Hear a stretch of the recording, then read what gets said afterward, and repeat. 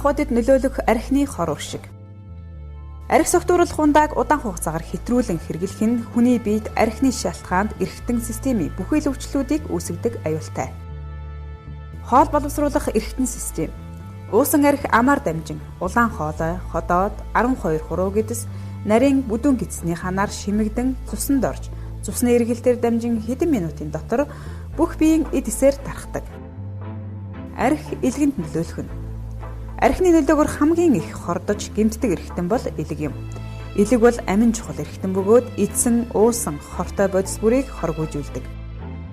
Насанд хүрсэн хүний эрүүл элэг 1 цагт 10 г цэвэр спиртийг задлан хоргоожүүлж, энэ нь биеэс 10-аас 11 цагийн дараа гүйцэд задран гадагшилдаг. Архины задраагаар үүссэн дутуу задралын бүтээгдэхүүн болох ацетил дэгэд нь биед маш хортой, энэ бодис ихээр хоригдлогдсанаас элгийг гэмтэнэ.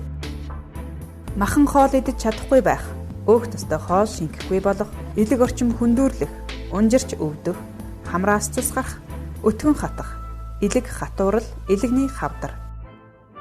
Архи ходоодонд нөлөөлөх нь. Хүний ходоод бол хоол боловсруулах үүрэгтэй эрхтэн. Бие махбодын талаас шилрэх шинж.